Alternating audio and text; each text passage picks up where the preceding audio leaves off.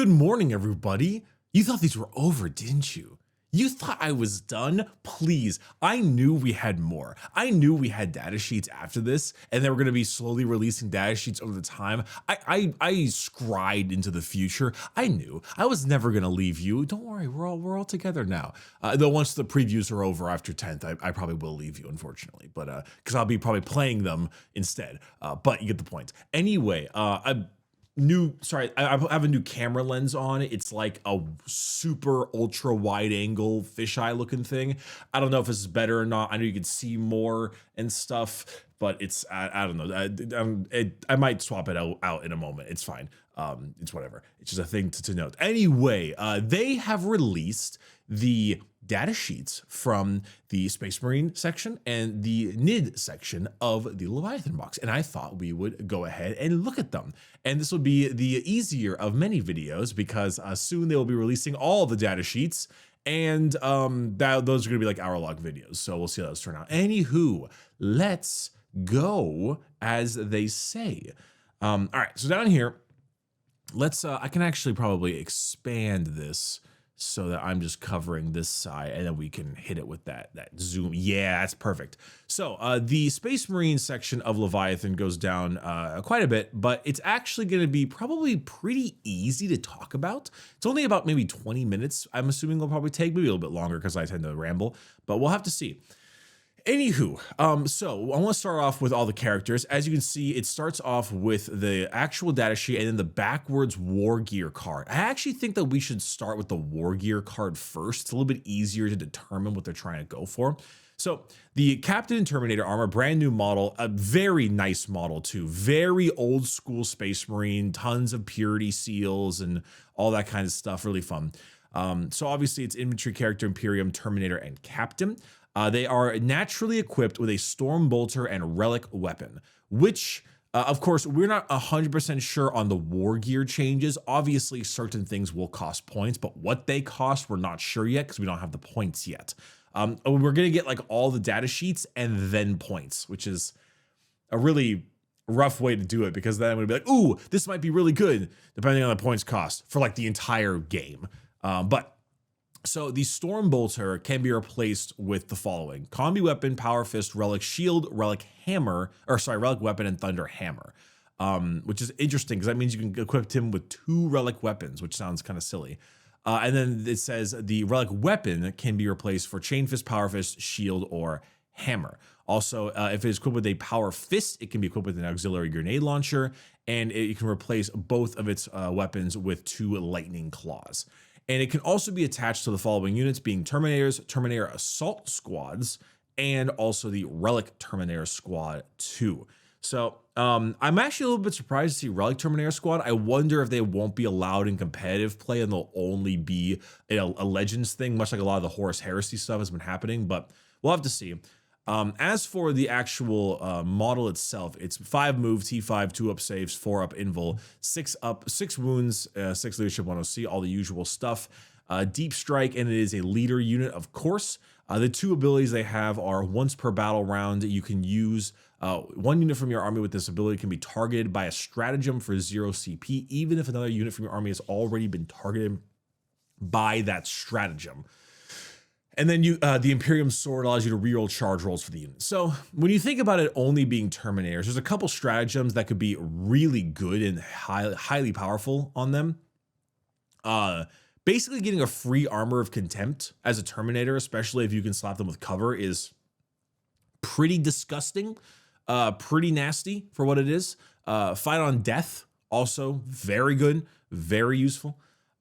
As far as the other abilities, the rest of this is pretty simple. I'm actually kind of impressed. The Terminator leader guy here doesn't really like do much. It's a very simple leader. You're kind of taking him for his beat stick capabilities, which aren't like amazing either. And also you're taking him for the stratagem. Like the reroll charges is cool. We like that. Great for deep strike. But specifically, like Rites of Battle is very good, but it's interesting to not see reroll hit rolls of 1, exploding 6s, like sustain. I don't know, just anything like that. We're not seeing anything like that, and that is the interesting part. no real major buffs in that way. The buffs come from the charge rolls in this. As for the war gear abilities, I believe he has a power fist. He gets the grenade keyword, which allows him to use grenades, which is a stratagem that does mortal wounds. Pretty good. But whether you use it is up to you. Arguably, you could say that you could use the grenade stratagem for free. And then Relic Shield is like that big shield in the thing that gives him an extra wound, which, extra wounds can always be helpful. I would actually say that a wound of 7 is actually the best kind of extra wound, because then it screws up your hitting him with 2 damage threshold, and it screws up you're hitting him with 3 damage threshold. Instead of killing him with 3 2-damage attacks or 2 3-damage attacks, then you then need a 4 and 3, which is pretty good. Now, we've seen a lot of the weapons overall here. The Stormbolter is as we're normally, seeing it.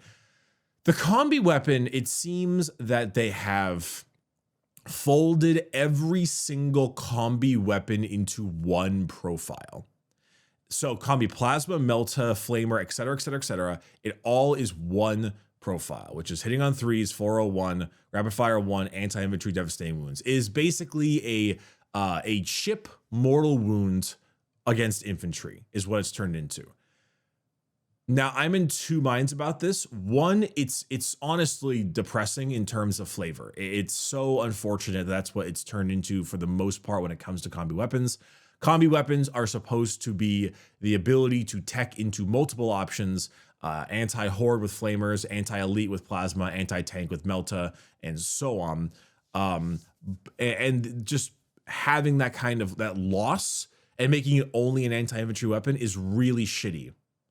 On the other hand, I'm feeling really good about not having to care what my combi weapon is on all my sisters. I've got like combi plasmas, meltas, combi flamers, combi everything on my sisters. And it is a little nice to just be like, they're all the same profile now. And I don't need to hyper specialize them. So I do kind of like that. Maybe that's a hot take. I wouldn't blame it if it was a hot take. But I am liking that fact that I don't have to care. It sucks that they lose that ability, but I'm happy that I don't need to worry of what combi weapon I've attached them with. So I think I'm like 70% negative, 30% positive. Anyway, melee weapons. Chain Fist, we've seen all these weapons for the most part. I think the Power Fist outdoes the Thunder Hammer in most scenarios, thanks to the extra 2 up weapon skill versus a 3 up weapon skill here. But the Thunder Hammer having devastating wounds is a really nice thing to just, bam, hit something with a lucky bit of mortal wounds. Twin Lightning Claws really hit 5-2-1 with full rerolls to wound is 7 attacks. That's a chunky amount of attacks. And the rest we've all seen. Relic Weapon is the base one that they start with 6 attacks to 5-2-2, which is pretty good. Overall, there's really nothing to write home about in terms of the Captain and Terminator armor. Though I will say, I don't know if you noticed, there's no close combat weapon. So, like, if I decided to keep a Stormbolter and a shield, I just have no melee. I think they forgot to put that in his profile. The classic 5 attacks at 401. Like, there's nothing. It's just, I took a shield, brethren. Brothers, I have taken up the pacifist oath. This shield protects, it does not destroy. This Stormbolter destroys, though. That's pretty stupid. I don't know why that's the way it is, but that's all right. Anyway, the Librarian in Terminator armor. We've seen this guy a little bit.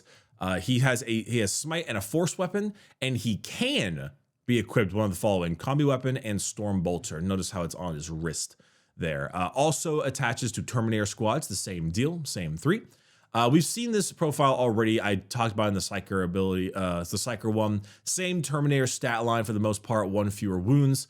And then also they get a 4-up field of pain against psychic attacks, and the unit gets exploding 6s to hit. The melee damage is kind of middling. It's whatever. The Smite is genuinely pretty good. Good range.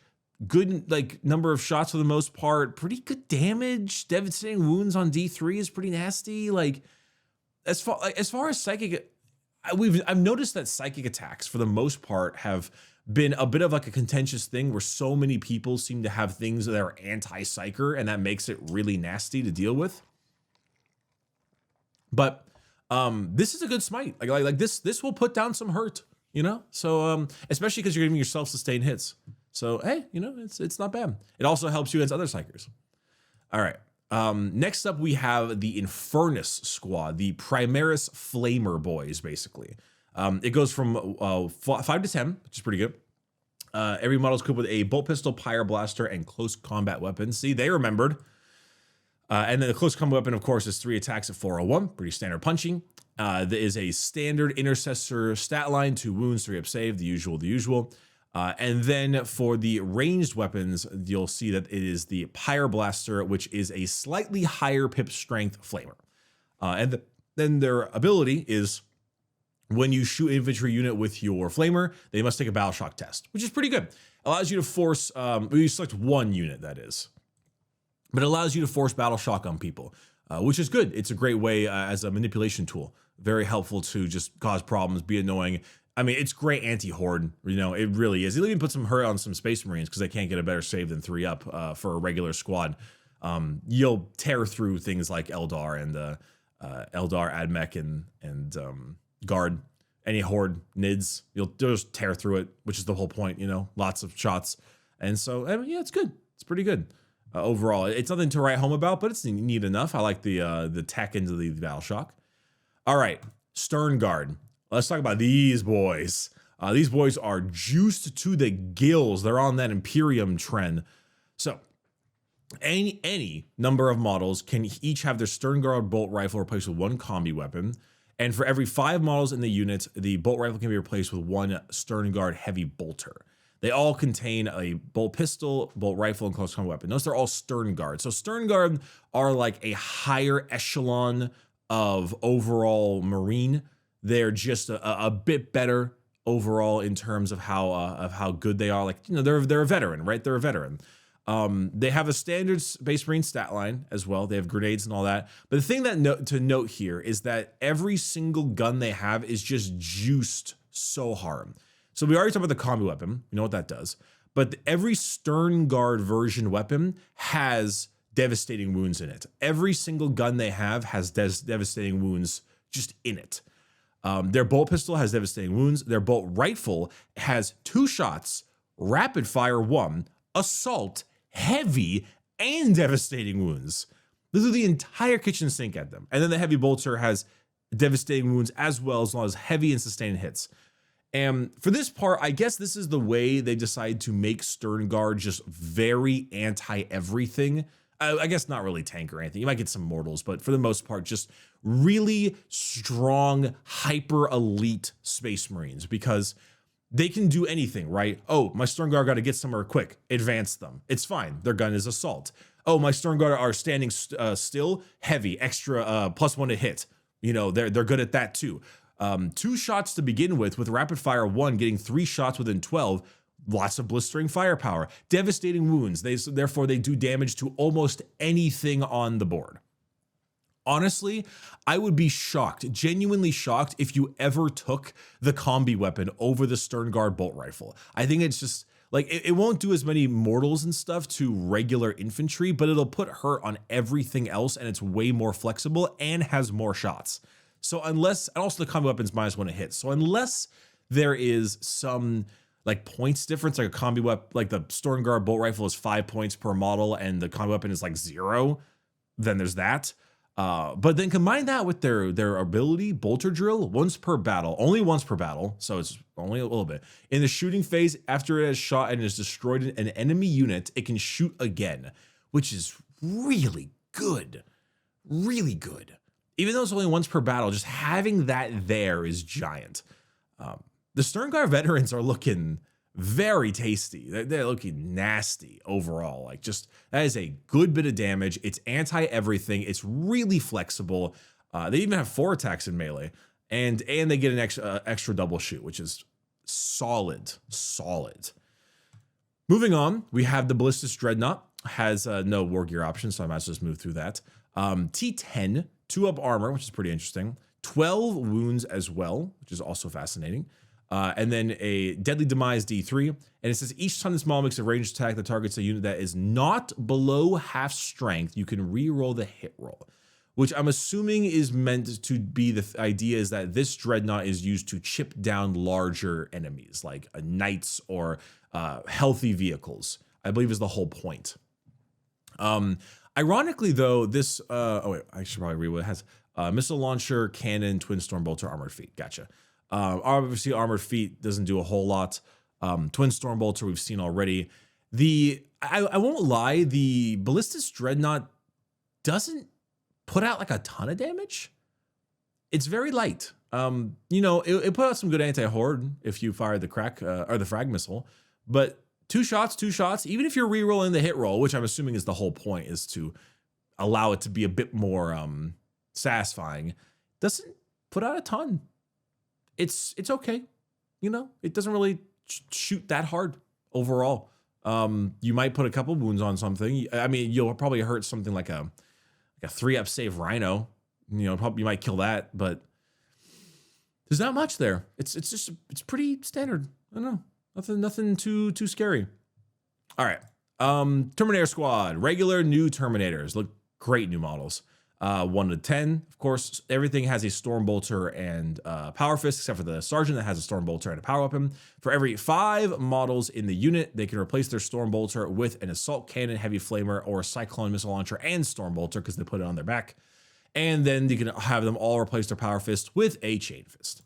I actually think the Terminators are very good.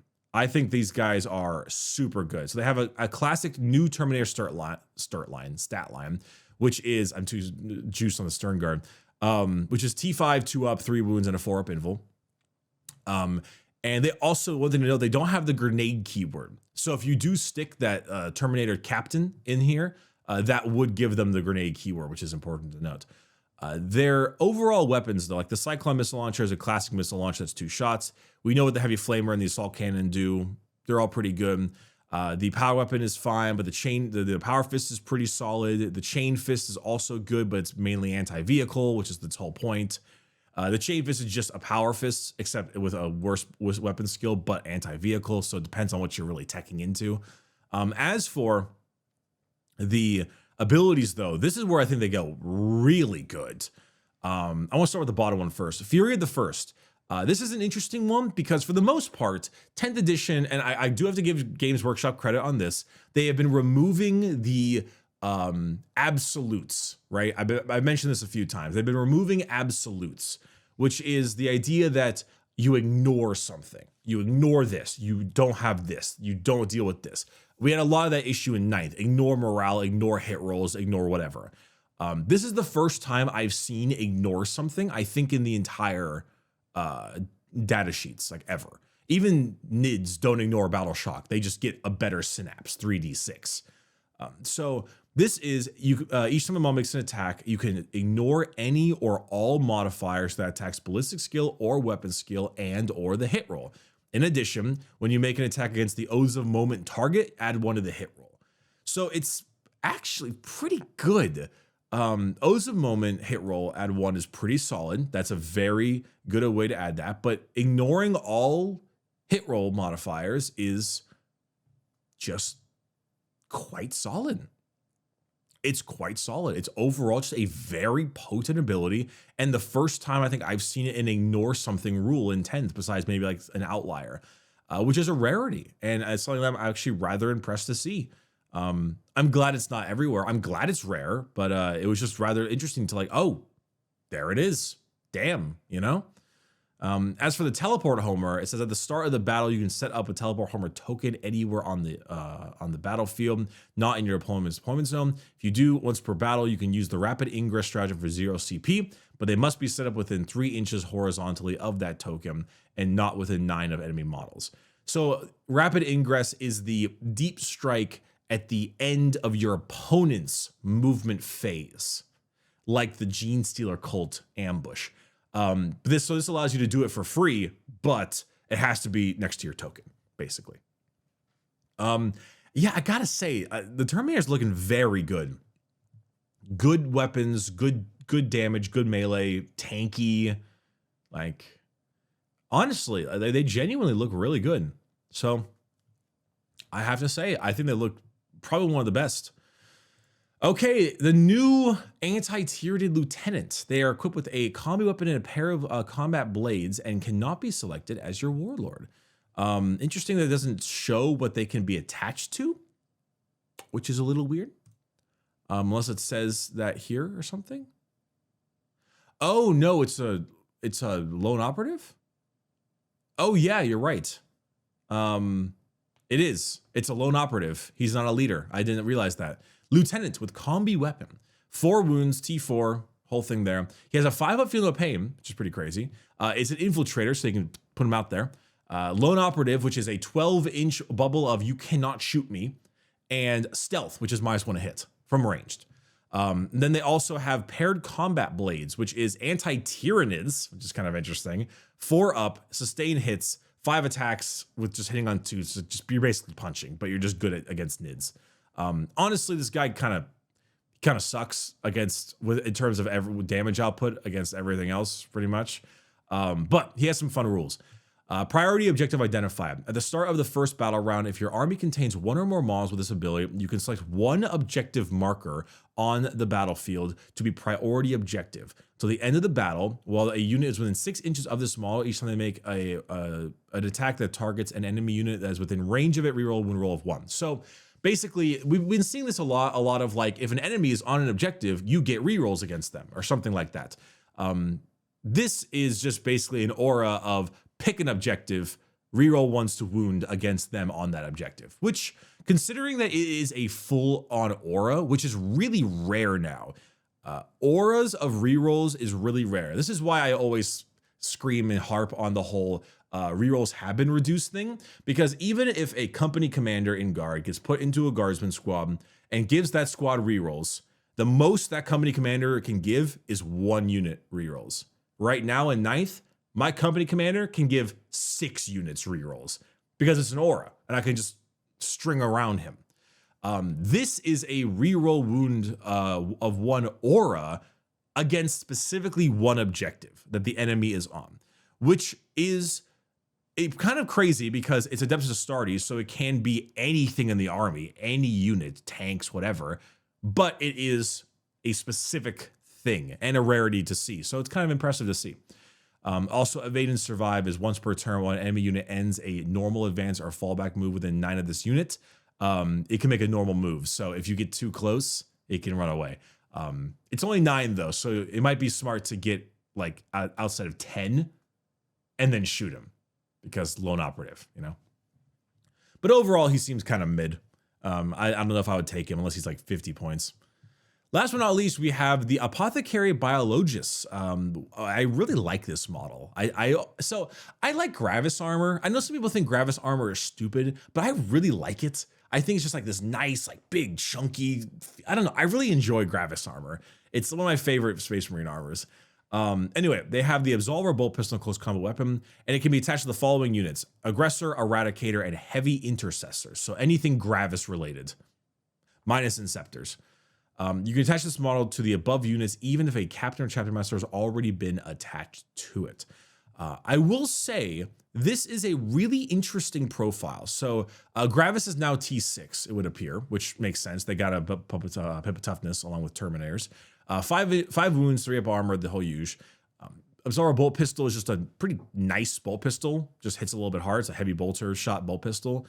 And then meh close combat weapon. I thought you would maybe get like an AP1 with like his Narthecium or something. Oh, Narthecium is the gauntlet. But the surgical precision gives the entire unit their equipped with lethal hits, which would be pretty mediocre on aggressors because aggressors have flamers unless they fire the bolt version. But on eradicators, it might be okay. Against as heavy intercessors, though, it might be all right. It might be a decent thing to get some shots off. This is the interesting thing, the Vivispectrum.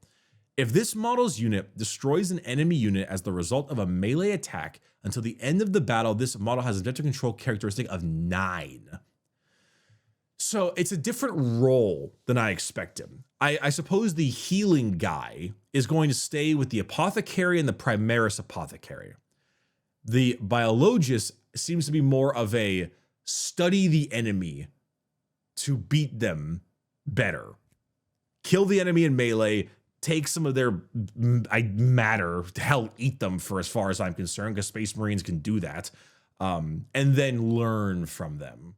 Learn from them overall. Which is, yeah, interesting.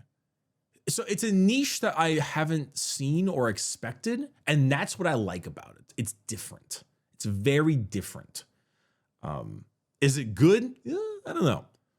But it's different, and I like that idea. I like the concept that you put this in. If it has to be a melee attack, so I guess you probably want to put it in an aggressor squad for the melee effect. Though I guess you could just chip away some guy with a different squad. Probably not eradicators though. And then boom, now next thing you know, you've got a huge OC. So yeah, I'd say it's pretty interesting. It's an interesting niche. Overall, the Space Marine units here are pretty interesting. I like the captain in Terminator armor a lot. He seems pretty good. The Stern Guard are just whoa. They are nasty, along with the Terminators as well. Also very good looking. If I was buying Leviathan, which I would like to, but I might just not get one. I don't get anything from GW, by the way. There's some people out there. I'm going to call out a few douchebags out there. Do not blame content creators for lack of supplies. You honestly think Games Workshop doesn't go into account the cost of Leviathan boxes when it comes to advertising? Things are reserved for advertising. They're all put aside. Like, oh no, about 20 people got a free Leviathan box to paint up and review. Oh, call the presses. I'm sure that would make the other 20,000 so rare, and you definitely missed your opportunity. Like, I don't get anything from Games Workshop at all. They don't talk to me, whether it's because I'm critical of their company or whether because there's just like this nice like in between of like mutual just distance. Who knows? But don't stop that, you. All right, let's talk about NIDs. The Tyranids. So we've seen quite a few of these already, but we should still have a good time checking them out. So we start off with Ripper Swarms, which are 3 to 6 and have can be equipped with spine maws as well as their Xenos claws and teeth. Now, they hit like dog. They're absolutely terrible.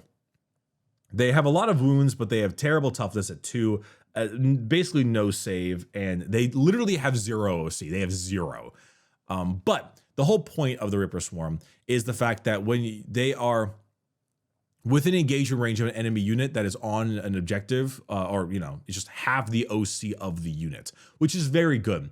That's a great way to just bring down the enemy and make them like, Ripper Swarms, and then, makes it hard for them to hold the objective. I don't know if I would ever equip them with guns, spine maw pistol, maybe, if it's like cheap. Their melee attacks are terrible, just absolutely terrible. You're basically fishing for 6s the whole time for everything. But they're meant to, screw with the opponent's OC, which is fine and makes sense. Also, they have Deep Strike. Yay. Screamer Killer, this brand new, beautiful model. Bioplasmic Scream and Screamer Killer Talons. We've seen this one already previewed before. It has got a 2-up save, 10 thick wounds, T9. And it has a very good shooting attack, an assault blast attack at 18-inch range, D6 plus 3, probably plus 4 because blast. Hits on 4s, but it's 8-1, just a really good and just screech.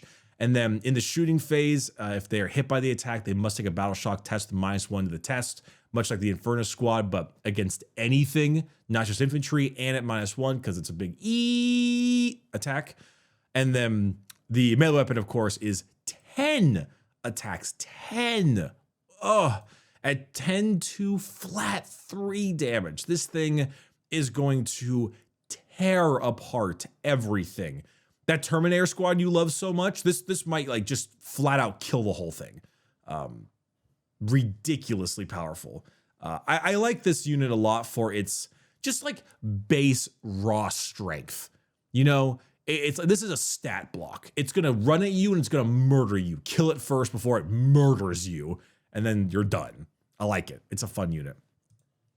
The Psychophage has recently been discussed. It has this Psychoclastic Torrent, Talons, and Botentical Maw. It is a anti-psyker based like Gribbly with T9, 3-up armor, and 10 wounds as well. Actually very similar tankiness. Yeah, just 1 less armor. But it has a Feel No Pain of 5-up, which actually makes it tankier than the Screamer Killer.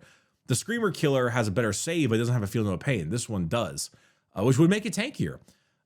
It has a slightly better heavy flamer as a shooting weapon, but its actual melee attack is a very nasty, very good anti-psyker nom nom nom attack. But it should be noted that there are a couple other reasons for it. While this is a pretty nasty attack, I would argue that these things over here are what make it really good. It has a 6-inch aura of a 6-up Feel No Pain. Just flat out. It's a tanking buff character, which is crazy. Just that's great. That's a solid thing to have. And also, when it makes a melee attack, if they're below starting strength, they get add 1 to the hit roll and add 1 to the wound roll as well if they are below half strength. So it can actually be pretty good against things that aren't even psychers, thanks to the feeding frenzy rule, which is good. It's very good. I must say the Psychophage is looking pretty nasty. It's I like it that it's also a buffing piece too. It makes things better, but it's also just a nice Feel No Pain buffing piece. Could be really good with the right units. So I like that. Okay, moving on, we have the Barb Gaunts between 5 to 10. And they have the Bio Cannon and the Xenos Claws and Teeth. So these guys are a little frightening. They're T4 with 2 wounds and a 4-up save. So they're actually kind of made of paper. They will die at a staggering speed. For these, they're also, I think, on Terminator bases. So they'll die really quick. Their melee attacks are absolutely abhorrently bad. So do not put them in melee. Their weapon is also not that good. It is basically a flamer that you have to hit with and has blast. And I guess has heavy. But they hit on 4s. So they don't hit great, but they also can get hit on 3s maybe, but it's also not indirect fire. So everything's stat line is not very good. This is all very mediocre. They're squishy, they can't melee, and their weapon will probably do very little damage against anything that is not a horde. However, this. If an enemy infantry unit was hit by 1 or more attacks made by those bio cannons until the end of your opponent's next turn, the enemy unit is disrupted. Subtract 2 from its move characteristic and subtract 2 from advance and charge rolls. Death card players stay maulding. Stay seething, cope, seethe, mauled. No, but actually, this is very, very, very good because there's 2 things to note. One, this is entirely based by every enemy unit. If an enemy infantry unit was hit by it, not choose one, not pick one, if.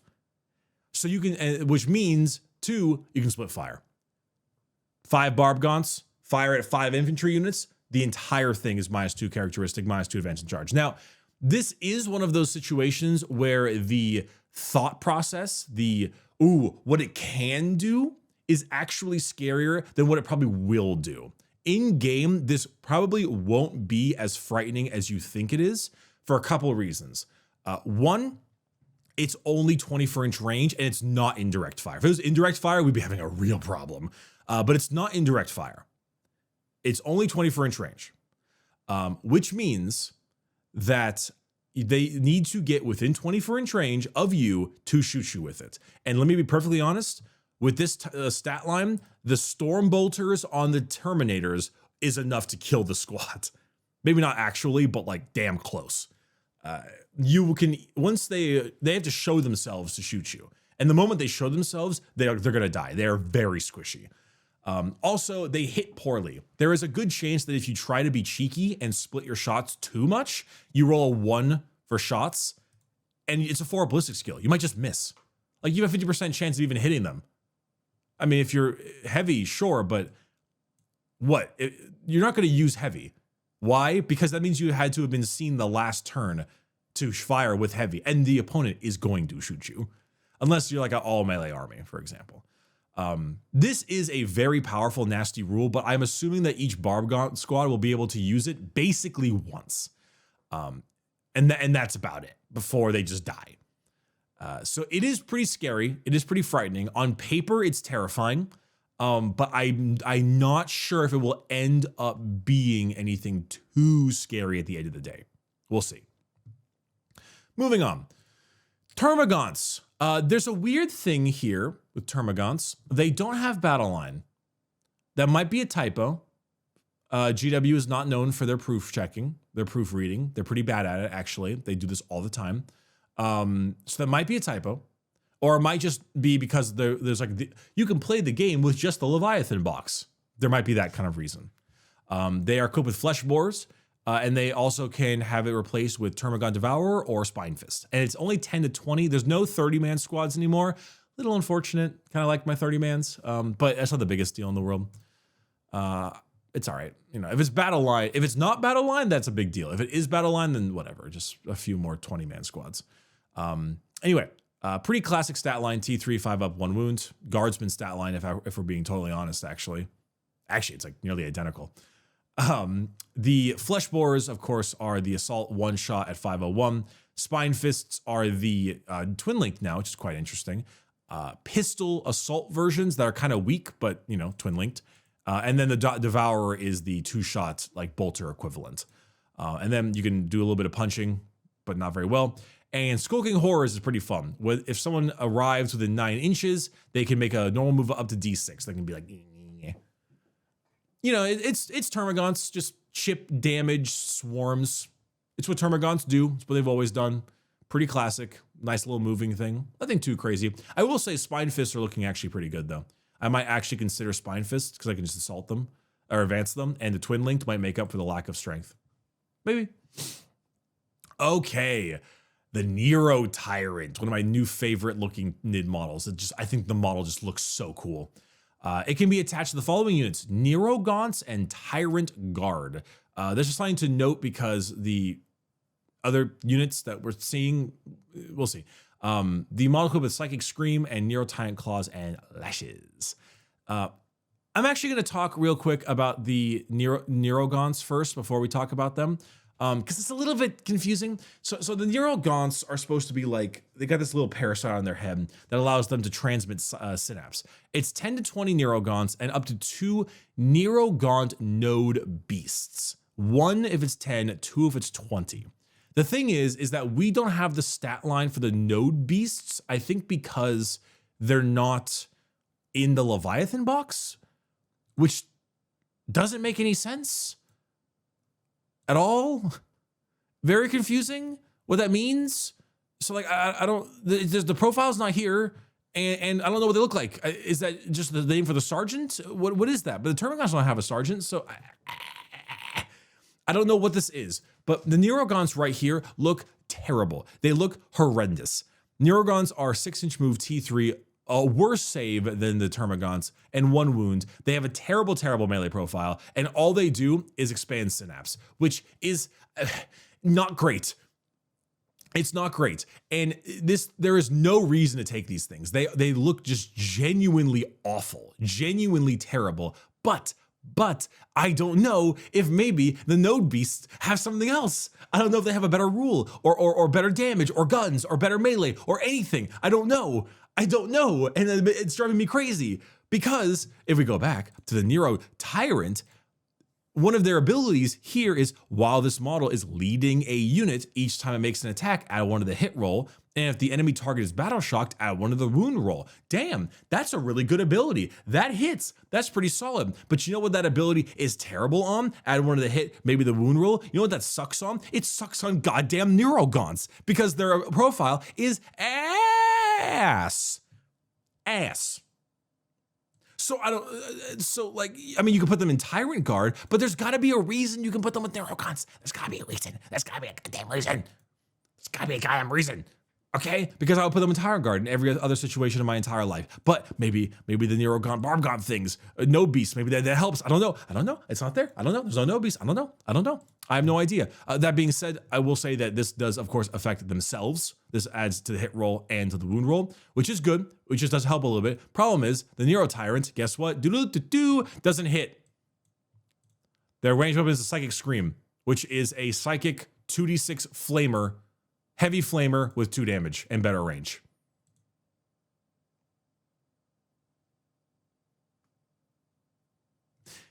Melee weapon, of course, 6 attacks at 501. It's nothing that special to write home about. 4-up invul save, though, 9 wounds in T8. Relatively tanky, I won't lie.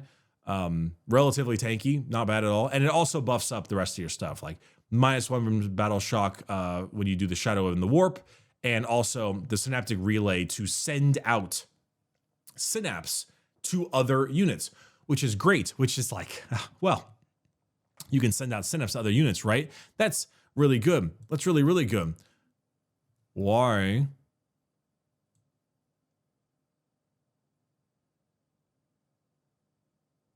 does these have this ability then? If you can send out synapse to other things with his little gribbly boys. Why do I care about Barb Gaunts or Neuroguns? It's getting at me, chat. It's getting at me. It's getting at me. Anyway, let's move on. Von Ryan's Leapers. 3 to 6. Can I be honest? I really like this name because it's so evidently like the classic case of Tyranid lore is told in the perspective of the people they kill and survive their battles. So it's Von Ryan's Leapers, not just Leapers, Von Ryan's Leapers. It's kind of a fun, like old One Eye, you know, or the Red Terror. Anyway, Von Ryan's Leapers, 10-inch move. Holy shit. T5, 4-up save, 3-up, 3 wounds total with a 6-up invul save. And their Leaper Talons, so they have fights first, which is very good. A very good ability now. Infiltrators as well, and stealth, so -1 to hit at range. Their weapons are not that good. 6 attacks each is a lot of attacks, but 5-1-1 is not that special. I think they're mainly banking on the fights first being the main reason of why it's so useful. But also you can give them a 0 CP heroic intervention, and in addition to the heroic intervention currently, which I will say does, well, you know, they're leaping, which I will say is pretty good. They will put in some good hurt on a few things, some Marines and also some regular low-level infantry, but that's about all they'll do. But the fights first is really good. So, you know, just some nice chip damage to certain things and, you know, some disruption units.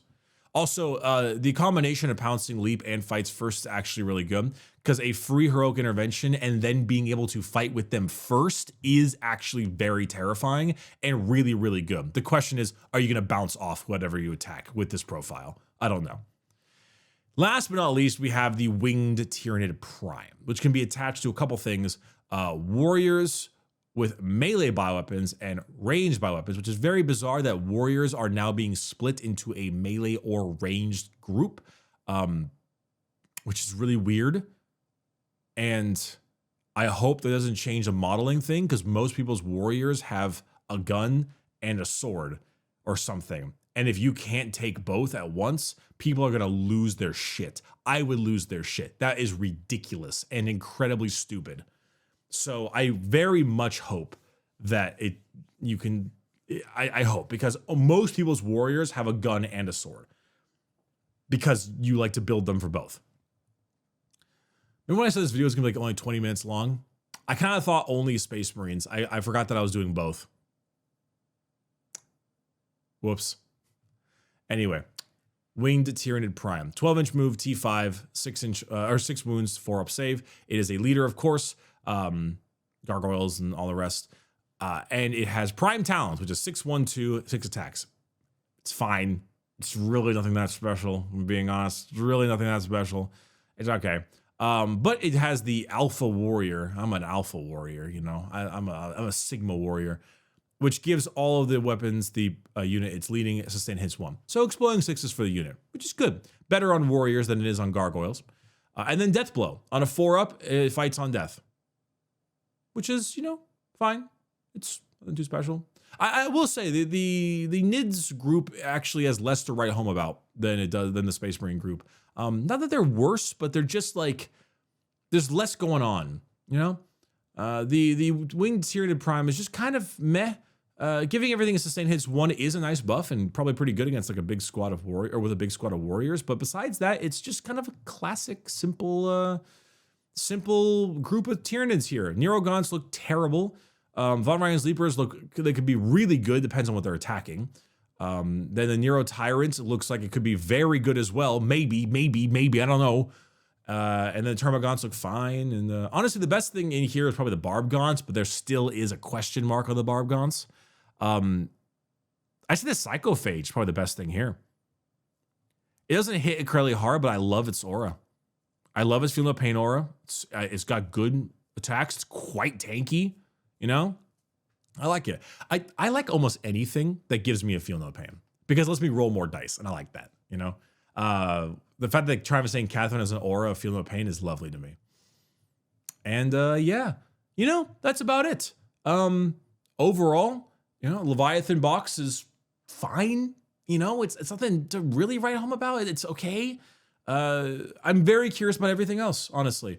Some things like Sternguard veterans look really good, Psychophages look really good, but we'll see how it turns out. I think we're supposed to be getting something coming out really soon as well. So this video will obviously be coming out today, which is Tuesday. I'm filming this on Tuesday, June 6th. So we might be getting something new soon. I don't remember the exact dates. Anyway, thanks so much for watching, and I'll see you later. Bye-bye.